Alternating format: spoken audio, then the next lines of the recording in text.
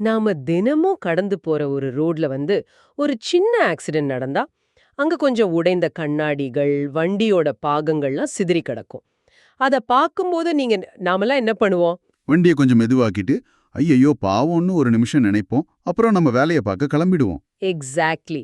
அந்த இடத்த முனிசிபாலிட்டி ஆட்கள் சுத்தம் செஞ்ச பிறகு அந்த டிராஃபிக் சகஜ நிலைக்கு திரும்பிடும். அந்த ஸ்பாட்ட கிராஸ் பண்ற யாருக்கும் அங்க என்ன நடந்துச்சுன்னு கூட தெரியாது. ஆமா, விபத்து முடிஞ்சிடுச்சு, எல்லாம் சரியாயிடுச்சுன்னு நாம ரொம்ப கேஷுவலா கடந்து போயிடுவோம். ஆனா உண்மையான விபத்து அந்த ரோட்ல முடியறதில்ல. அது அப்போதான் வேறொரு இடத்துல யாருக்கும் தெரியாத ஒரு மூடிய வீட்டு கதவுக்கு பின்னாடி அதோட உண்மையான கோர முகத்தை காட்டத் தொடங்குது. அந்த கண்ணுக்கு தெரியாத பல வருஷங்களுக்கு தொடரும் ஒரு ஆழமான வலிய பத்தி தான் இன்னைக்கு நம்மளோட இந்த ஆழமான அலசல்ல நாம பார்க்க போறோம். கண்டிப்பா. இத புரிஞ்சிக்க ரோட்ல நடக்கிற ஒரு விஷயத்த நம்ம வீட்டு டிராயிங் ரூம்குள்ள கொண்டு வந்து நிறுக்கிற ஒரு புத்தகம் பத்தி நம்ம பேசணும். அதாவது சையத் அப்துல் ஹக்கீம் எழுதின ஹர் கர் சே ஏக் சைனிக் அப்படிங்கிற புத்தகம். ஆமா. அந்த புத்தகத்துல குறிப்பா நாம இன்னைக்கு ஒரு சாப்டரை மட்டும்தான் கம்ப்ளீட்டா அலச போறோம். Correct. Chapter 3 when the home breaks the real damage. இந்த குறிப்பிட்ட அத்தியாயம் ஒரு விபத்தை பத்தின நம்மளோட ஒட்டுமொத்த பார்வையும் அப்படியே தலைகீழா மாத்துது.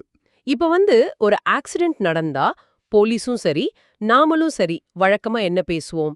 யார் மேல தப்பு? வண்டி என்ன ஸ்பீட்ல வந்துச்சு? எந்த ரூல பிரேக் பண்ணாங்க?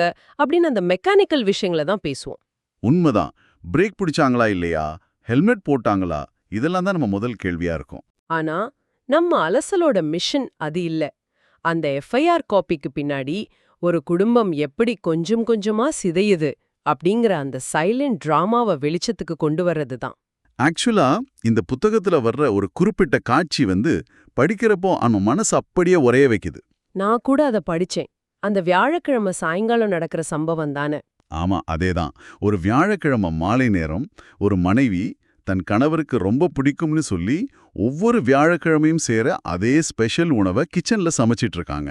அந்த சாப்பாட்டோட வாசனை வீடு முழுக்க இருக்கு. கரெக்ட். அவங்க ரொம்ப சந்தோஷமா சமைச்சிட்டு இருக்கப்போ திடீர்னு அவங்க ஃபோன் அடிக்குது. எதிர்முனையில கேட்கிற ஒரு அறிமுகம் இல்லாத குரல் அவங்க உலகத்தையே புரத்தி போடுற அந்த ஒற்றை செய்தியை சொல்லுது. ஐயையோ, அந்த நிமிஷம் அவங்க ரியாக்ஷன் எப்படி இருக்கும்னு நினைச்சாலே கஷ்டமா இருக்கு. அந்த ஒரு நொடியில அவங்க அந்த அடுப்பை அணைக்கிறாங்க. அந்த அடுப்பை அணைக்கும் நிமிடம் அவங்க வாழ்க்கையோட வெளிச்சமே அணைஞ்சு போகுது. அந்த நிமிஷத்திலிருந்து அந்த வீட்டோட அர்த்தமே மாறிடுது. சரி, இத கொஞ்சம் விரிவா பார்க்கலாம். இது எப்படி இருக்குன்னா, ஒரு வீட்ல ஓடிட்டு இருக்கிற கடிகாரம் திடீர்னு நின்னு போச்சுன்னா எப்படி இருக்கும்? வெளியில உலகம் பாட்டுக்கு ஓடிட்டே இருக்கும், டைம் மாறிட்டே இருக்கும். ஆனா அந்த வீட்டுக்குள்ள மட்டும் காலம் அந்த விபத்து நடந்த நிமிஷத்திலே உறைஞ்சு போயிரும்ல. அங்க இருக்கிற ஒவ்வொரு பொருளும் அந்த நபரோட பிரிவை ஞாபகப்படுத்திக்கிட்டே இருக்கும். What is fascinating here is, அதாவது இந்த இடத்துல நம்ம புரிஞ்சுக்க வேண்டிய விஷயம் என்னன்னா, வீடுங்கிறது வெறும் செங்கல் சுவர்கள் கிடையாது. அது பல வருஷங்களா சேர்ந்து உருவாக்குன சின்ன சின்ன பழக்க வழக்கங்கள், ஹேபிட்ஸ்னு சொல்லுவோம்ல, அதுதான். ஆமா, அவரு காலையில பேப்பர் படிக்கிற இடம், டிவி ரிமோட்டை வைக்கிற இடம் எல்லாமே. எக்ஸாக்ட்லி. அந்த அர்த்தம் திடீர்னு காணாம போகும்போது அந்த வீடு முழுசும் ஒரு வெறுமை வந்துடுது. இப்போ மூளைக்கு அந்த இழப்பை ஏத்துக்கிற தன்மை உடனே வந்துடாது. கண்டிப்பா வராது. அது ஒரு ப்ராசஸ். அதனாலதான் அந்த விபத்து நடந்து 3 வருஷம் கழிச்சு கூட அந்த மனைவி டைனிங் டேபிள்ல வழக்கமா 2 கப் டீ எடுத்து வைப்பாங்க. ஓ, 3 வருஷம் கழிச்சுமா? ஆமா, 2 கப் டீ வச்சுட்டு அப்புறம் திடீர்னு அந்த நிதர்சனம் ஞாபகம் வரும். சுதாரிச்சுக்கிட்டு ஒரு கப்பு மட்டும் மெதுவா திரும்ப வைப்பாங்க. இது வெறும் ஞாபக மறதி இல்ல. அந்த வீடு தினமும் ஒரு வரவுக்காக காத்துக்கிட்டே இருக்கு. ஆனா அந்த வரவு இனிமேல் நிகழவே நிகழாது அப்படிங்கிற யதார்த்தம் இல்லையா? ஆமா, அந்த யதார்த்தம் மூளைக்குள்ள ஒரு மிகப்பெரிய போராட்டத்தை உருவாக்குது. ஒரு வீடு எப்படி வெறுமனே பொருட்களாலான ஒரு சாட்சியா மாறுதுங்கிறத இது ரொம்ப வலியோட சொல்லுது. இது கேட்டுட்டு இருக்கிற நீங்க ஒரு நிமிஷம் யோசிச்சு பாருங்க. நீங்க தினமும் உங்க வீட்ல பாக்குற ஒரு சாதாரண விஷயம், உங்க குழந்தைங்க விளையாடுற இடம், இல்ல நீங்க உங்க ஃபேமிலியோட உட்காந்து டிவி பாக்குற சோஃபா, அது திடீர்னு உங்களுக்கு ஒரு மாறாத வலிய கொடுக்கற பொருளா மாறினா எப்படி இருக்கும்? அது ரொம்ப என்ன சொல்றது, தாங்க முடியாத ஒரு உணர்வு. ஆனா இங்கதான் விஷயம் ரொம்ப சுவாரஸ்யமா மாறுது. இந்த எமோஷனல் ட்ராமா ஒரு பக்கம் இருந்தாலும் எனக்கு ஒரு சின்ன முரண்பாடு தோணுது. என்ன முரண்பாடு? இப்போ ஒருத்தர் இறந்துட்டாங்க, மனசு உடைஞ்சு போயிருக்கு. ஆனா லைஃபோட பிராக்டிக்கல் ரியாலிட்டி, அதாவது அந்த யதார்த்த வாழ்க்கை எதற்காகவும் காத்து நிக்கிறதில்லை இல்லையா? நிச்சயமா காத்து நிக்காது. ஒரு குடும்பத்தோட பொருளாதார அமைப்பு, அந்த ஃபினான்ஷியல் ஸ்ட்ரக்சர் வந்து வீட்டில் உள்ள ஒருவரின் இழப்பை முன்கூட்டியே கணக்கில் கொண்டு உருவாக்கப்படுறதில்ல. ஆமா, மாசத்துல முதல் தேதி வந்தா வீட்டோனர் வாடகைக்காக கதவை தட்டுவார். துக்கம் தொண்டை அடைத்தாலும் அடுத்த மாசம் குழந்தைங்களோட ஸ்கூல் ஃபீஸ் கட்டணும், வண்டிக்கு இஎம்ஐ கட்டணும். எந்த பேங்க்கும் வந்து உங்க வீட்ல விபத்து நடந்துருச்சு, நான் ஒரு 6 மாசம் கழிச்சு வரேன்னு சொல்லாது. அப்போ அந்த ஒற்றை பெற்றோர், அதாவது சிங்கிள் பேரண்ட், தன்னுடைய சொந்த துக்கத்தை முழுசா அனுபவிக்க கூட நேரம் இல்லாம போயிடுது. ஆமா, அடுத்த வேளை சாப்பாட்டுக்காகவும் பில் கட்டுறதுக்காகவும் உடனே ஓட வேண்டிய கட்டாயத்துக்கு தள்ளப்படுறாங்க. அப்பா எப்ப வருவாருன்னு கேக்குற குழந்தைங்களுக்கு முன்னாடி அழுதுடக்கூடாதுன்னு ஒரு மாஸ்க் போட்டுக்கிட்டு உள்ளுக்குள்ளே உடைஞ்சு போறது எவ்ளோ கொடூரமான ஒரு விஷயம். அதை விட கொடுமை என்னன்னா, ஒருவேளை அந்த நபர் விபத்துல தப்பித்து ஆனால் முழுமையாக குணமாகாமல் ஏதோ ஒரு உடல் குறைபாட்டோடு வீட்டுக்கு வரும்போது நடக்கும் மாற்றங்கள். அதாவது டிஸ்சார்ஜ் ஆகி வீட்டுக்கு வரும்போது சொல்றீங்களா? ஆமா, டிஸ்சார்ஜ் ஆகி வீட்டுக்கு வரும்போது கூடவே ஒரு கண்ணுக்கு தெரியாத சுமையையும் கூட்டிட்டு வராங்க. அது வரைக்கும் கணவனாவோ மனைவியாவோ இருந்தவங்க திடீர்னு ஒரு பராமரிப்பாளர், அதாவது ஒரு கேர்கிவர் அப்படிங்கிற புதிய ரோலுக்கு தள்ளப்படுறாங்க. இப்போ நிறைய பேருக்கு ஒரு சந்தேகம் வரலாம். கேர்கிவர் ஆகுறதுல என்ன பெரிய சிக்கல் வந்துட போகுது? சொந்த குடும்பத்துல உள்ளவங்கள பாத்துக்கிறது அவங்களோட கடமை தானேன்னு பல பேர் நினைக்கலாம். கடமைதான், ஆனா அதோட நிஜமான பாரம் வந்து அனுபவிக்கிறவங்களுக்கு தான் தெரியும். சமூகமும் உறவினர்களும் விபத்துல சிக்கியவரை பத்தி தான் கவலைப்படுவாங்க. அப்படா, அவருக்கு ஒன்னும் ஆகல, உயிரோடு தானே இருக்காருன்னு ரொம்ப சுலபமா சொல்லிட்டு போயிடுவாங்க. எக்ஸாக்ட்லி. ஆனா அந்த கேர்கிவர் தினமும் அனுபவிக்கும் அந்த சைலண்ட் வலிய யாரும் கண்டுகொள்வதில்லை. ஒரு பார்ட்னரா இருந்தவங்க இப்போ ஒரு நர்ஸா மாறணும். ஆஸ்பத்திரி அப்பாயின்ட்மெண்ட், மருந்துகள் வாங்குறது, அவங்கள குளிப்பாட்டுறது, சாப்பாடு ஊட்டுறதுன்னு.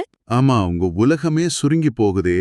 அவங்க தன்னோட வேலையை தொடர முடியாம போகலாம், இல்ல வேலைக்கு போயிட்டு வந்து இந்த முழு சுமையும் தனியா சுமைக்க வேண்டியிருக்கும்.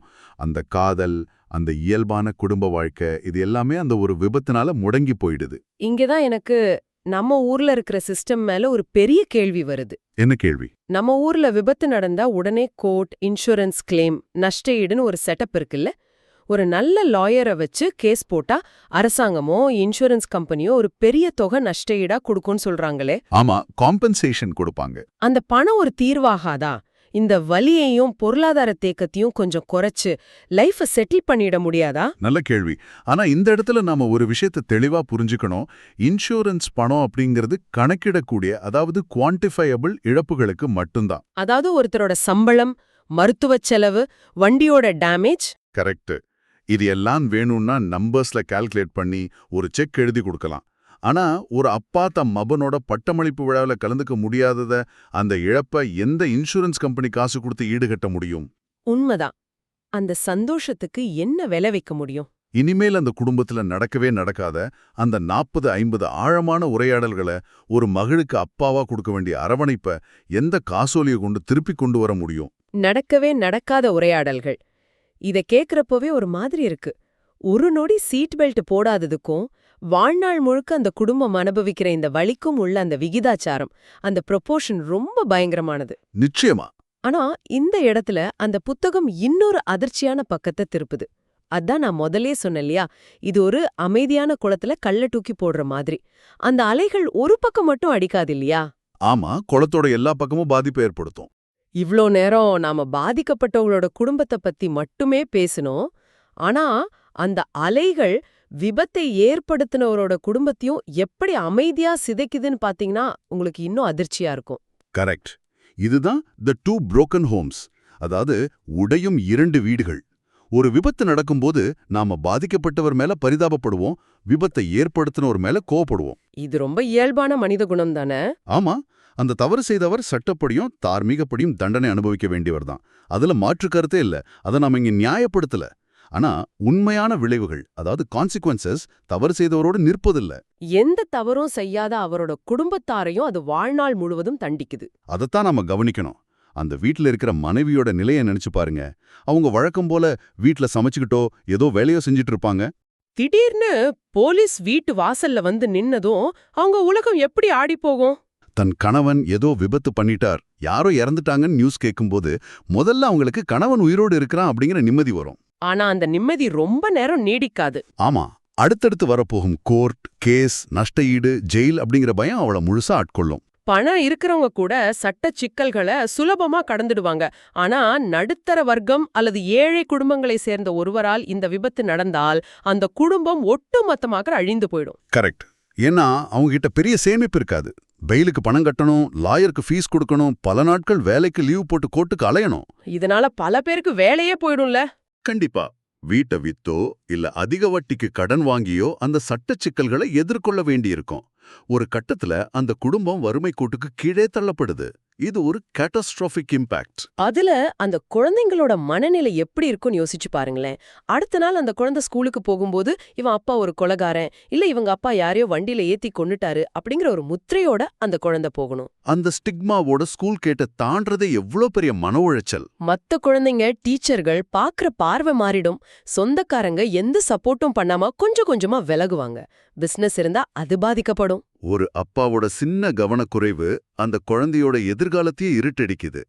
அதனாலதான் ஒரு விபத்து அப்படிங்கிறது 2 வண்டிகளுக்கு இடையில நடக்கிற மோதல் இல்ல, 2 குடும்பங்களோட ஆணிவேரைய ஆட்டி பார்க்கற ஒரு பூகம்பம்னு ஹக்கீம் அவரோட புத்தகத்துல அழுத்தி சொல்றாரு. ரொம்ப சரியான பாயிண்ட். இவ்ளோ நேரம் நாம 2 தனிப்பட்ட குடும்பங்கள பத்தி பேசணும். இத கேக்குறவங்க, இதுக்கும் எனக்கும் சம்பந்தம் இல்ல, நான் பத்திரமா தான் வண்டி ஓட்டுறேன், என் வீட்ல எல்லாரும் சேஃப்னு நினைக்கலாம். ஆனா இந்த விபத்துகள் அவங்க ஊரை, அவங்க பொருளாதாரத்தை எப்படி நேரடியாகவோ மறைமுகமாகவோ பாதிக்குதுன்னு புரிஞ்சா நிஜமாவே தூக்கம் வராது. அதுதான் அந்த அத்தியாயத்தோட கடைசி மற்றும் மிக முக்கியமான பகுதி. சமுதாயத்தின் தேய்மானம், த ஹிடன் ட்ரெயின் ஆன் சொசைட்டி. ஒரு விபத்து எப்படி ஒரு நாட்டின் வளர்ச்சியையும் ஒட்டுமொத்த சமூகத்தையும் பாதிக்குதுன்னு நாம பார்க்கணும். If we connect this to the bigger picture, அதாவது இதை இன்னும் கொஞ்சம் பரந்த பார்வையில பார்த்தோம்னா, இந்த இழப்பு வெறும் தனிப்பட்ட பிரச்சனை இல்ல, ஒரு சின்ன லோக்கல் எக்கானமியை இது எப்படி சிதைக்குதுன்னு நம்ம புரிஞ்சுக்கணும். ஒரு உதாரணத்துக்கு, ஒரு சாதாரண சாலை விபத்துல ஒரு சின்ன தொழில் முனைவோர், ஒரு ஆண்டர்பிரனர் இழந்து விடுகிறாருன்னு வச்சுப்போம். அவர் ஒரு சின்ன ஃபேக்டரி வச்சிருக்கலாம். ஆமா, அந்த கம்பெனியில ஒரு 10 பேர் வேலை பார்க்கலாம். அந்த ஓனர் இறந்த உடனே கம்பெனி மூடப்படுது. அந்த 10 பேரோட குடும்பங்களுக்கு மாசம் மாசம் வந்துட்டு இருந்த சம்பளம் திடீர்னு நின்னு போகுது. ஆனா பாதிப்பு அங்க நிக்காது. கண்டிப்பா நிக்காது. அந்த 10 பேரோட சம்பளத்தை நம்பி அந்த ஏரியால இருக்கிற மளிகை கடைக்கு பிசினஸ் வந்துட்டு இருந்திருக்கும், லோக்கல் ஸ்கூலுக்கு ஃபீஸ் போயிட்டு இருந்திருக்கும், லோக்கல்ல ஆட்டோ ஓட்டுறவருக்கு இவங்க மூலமா ஒரு வருமானம் வந்திருக்கும். ஆமா, ஒருத்தரோட இறப்பு ஒரு சின்ன மைக்ரோ எக்கானமியை எப்படி முடக்குதுன்னு பாருங்க. அப்போ ஒரு வருஷத்துல நம்ம ஊர்ல நடக்கிற லட்சக்கணக்கான விபத்துகளை இதோட பெருக்கி பாருங்க. தவிர்க்கக்கூடிய ஒவ்வொரு மரணமும் இந்த நாட்டின் எதிர்கால வளர்ச்சியிலிருந்து ஒரு செங்கலை உருவுவதற்கு சமம். எக்ஸாக்ட்லி. வருஷத்துக்கு லட்சக்கணக்கான விபத்துகள் நடக்கும்போது ஒரு சமுதாயம் தன்னுடைய திறமையான மனித வளத்தை, அந்த ப்ரொடக்டிவ் கெப்பாசிட்டிய கொஞ்சம் கொஞ்சமா இழந்துட்டு வருது. அதனாலயோ ஒரு நாடு தன்னோட வளர்ச்சியை இழக்குது. இது ஏதோ நியூஸ் பேப்பர்ல வர்ற புள்ளி விவரம் இல்ல, இது நம்ம கண் முன் நடக்கிற ஒரு மிகப்பெரிய சிதைவு. அதனாலதான் ஒரு விபத்தை வெறும் போக்குவரத்து விதிமீறலா மட்டும் பார்க்கக்கூடாது. அது ஒரு பொருளாதார இழப்பு, ஒரு சமூக இழப்பு. ரொம்ப சரியா சொன்னீங்க. ஆக மொத்தத்துல சையத் அப்துல் ஹக்கீம் அவரோட ஹர் கர் சே ஏக் சைனிக் புத்தகத்தோட 3வது அத்தியாயத்திலிருந்து நாம இன்னைக்கு பல விஷயங்களை தெரிஞ்சுக்கிட்டோம். ஆமா, சாலை விபத்துகளின் உண்மையான பாதிப்பு ரோட்ல தங்கி விடுவதில்லை. அது வீட்டுக்குள் நுழைகிறது, ஒரு குடும்பத்தோட பொருளாதாரத்தை சிதைக்கிறது, கேர் கிவர் அப்படிங்கிற ஒரு புது சுமைய உருவாக்குது, எந்த தப்பும் பண்ணாத விபத்து ஏற்படுத்தினவரோட குடும்பத்தையும் சமூகத்துல தனிமைப்படுத்தி குழந்தைகளோட மனச பாதிக்குது. கடைசியா இந்த ஒட்டுமொத்த சமுதாயத்தோட வளர்ச்சியே பலவீனப்படுத்துது. இவ்வளவு பெரிய சங்கிலி தொடர் விளைவுகளை நாம வெறும் கவனக்குறைவு அப்படிங்கிற ஒரு சின்ன வார்த்தைக்குள்ள சுருக்கிடுறோம். அதுதான் நாம பண்ற மிகப்பெரிய தப்பு. இவ்ளோ நேரம் இந்த அலசல கேட்டுட்டு இருக்கிற நீங்க இந்த ஒரு விஷயத்த கொஞ்சம் ஆழமாக சிந்தித்து பாருங்கள்.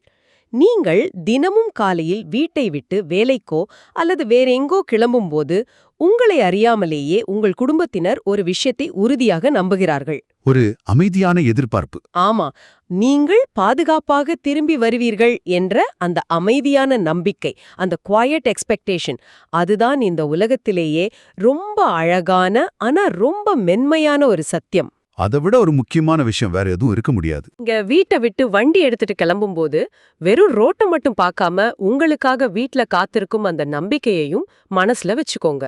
உங்களின் அந்த ஒரு வினாடி பொறுமை பல தலைமுறைகளுக்கான பாதுகாப்பு. நிச்சயமா. உங்களை சிந்திக்க வைக்கும் இந்த ஆழமான செய்தியோடு எங்களின் இந்த ஆழமான தேடல் இத்துடன் நிறைவடைகிறது. மீண்டும் ஒரு சுவாரஸ்யமான தேடலோடு உங்களை சந்திக்கிறோம். பாதுகாப்பாக பயணங்கள் தொடரட்டும். நன்றி.